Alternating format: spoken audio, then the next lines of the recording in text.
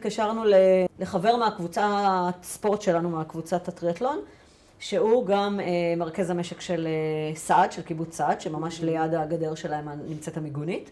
אמרתי לו, כרמל, אנחנו פה במיגונית שלידכם, יש פה פצועים שהגיעו, אמרו שהם נתקלו במחבלים, הם יריות, הם פצועים, אנחנו צריכים תגבורת וגם חובשים וגם פינוי והכל.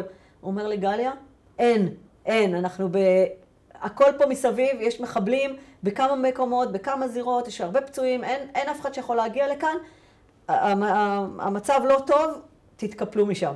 אמרתי לו, לאן נתקפל? אז אמר לי, הכי טוב, תכנסו לקיבוץ, תכנסו לסעד. הוא כבר לבוש קסדה, אפוד, כיתת כוננות, חייל, וכשהוא קלט אותי, הוא אמר לי, גליה, פצועים לשער. שכב שם חייל, קצין, בדרגה גבוהה, סגן אלוף. אז ישר ניגשתי אליו, והתחלתי, אני וטרינרית, אז קצת ידע רפואי, קצת הרבה ידע רפואי, לא בבני אדם, אבל זה די דומה. נתתי כל פעם למישהו שמצאתי, שמתפקד, ללחוץ איפה שאפשר ולא לעזוב את המקומות המדממים ככה, ללחוץ חזק. ולדבר עם האנשים, אני ממש אמרתי להם, את זה ואת זה אתם מפנים. ובדיעבד, וואו, מזל, כי כל שאר הפצועים שהיו נשארו איתנו עד הערב. אי אפשר היה לפנות אותם, אי אפשר היה להוציא אותם יותר מהיישוב אחר כך, יותר מאוחר, כי התחילו קרבות סביב סעד, ואי אפשר היה לצאת, היו מחבלים כבר בכל מקום.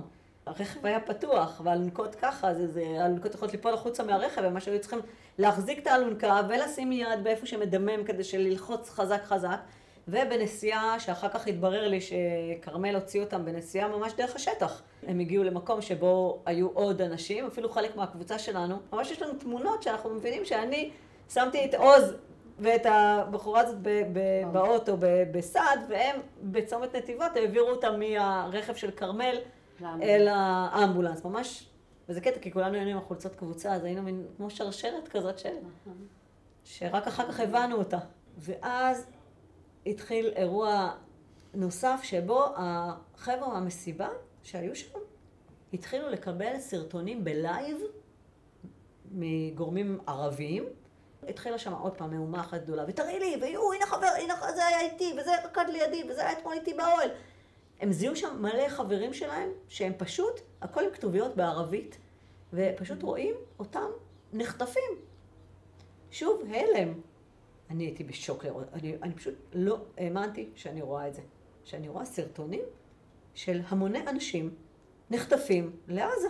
פגשנו את האחות של הקיבוץ, את דודו, ואני איתה כל הזמן, אנחנו ככה מנסים לראות איך אנחנו עוזרים, מה אנחנו עושים, ואז אמרנו, רגע, אולי ראינו שהחבר'ה בהלם, אמרנו, רגע, אז היא נזכרה, כן, יש לנו עובדות סוציאליות, בואו נביא אותם גם, ואז הביאה שתי עובדות סוציאליות שעובדות בדרך כלל בסדרות, והתחילו לדבר עם אנשים, זה היה ככה.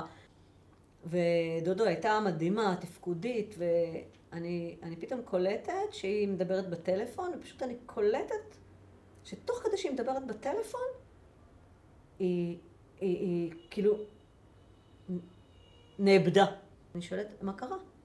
אז היא פשוט הייתה בהלם, היא אומרת לי, הבן שלי הוא בבארי, ועכשיו התקשר, הוא לא ענה לי מהבוקר, ועכשיו התקשר, הבן הצעיר יותר התקשר אליו, וענה לו מישהו בערבית. והיא הייתה, לא ידעה איך להגיב לזה. וכבר התחילו שמועות שגם בבארי יש בלגן. אז עוד לא ידענו כלום מה קורה בבארי. אבל אנחנו מחברים אחד ועוד אחד, מהמסיבה חוטפים אנשים, מבארי כבר כנראה שיש שם מחבלים גם כן, והיא אומרת שהטלפון של הבן שלה עונה מישהו בערבית. ואז כשהגיעו, פתאום אנחנו רואים שמגיעים חיילים. הם הגיעו והם באו והם רוצים לקחת, הם צריכים ציוד מהמרפאה.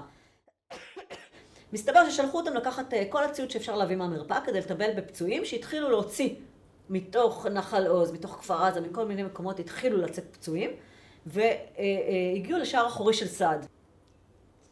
אז אני קצת מתשאלת אותם. זה חבר'ה שלחמו בנחל עוז. אמר לי, כל מי שהיה בתוך הבסיס מת. אין, לא נשארו אנשים בבסיס. הם הרגו את כולם. פשוט את כולם. הוא היה בהלם. הוא היה בהלם, הוא לא הבין איך הוא יצא מזה. הוא לא הבין איך הוא בכלל חי. אמרו שפשוט, באמת, כמו... זה לא היה מלחמה, זה היה פשוט טבח. אמרו, זה היה טבח, זה לא הייתה מלחמה, זה לא קרב, זה טבח. זה אנשים שלא ידעו שהם באים עליהם ככה, ובהמוניהם.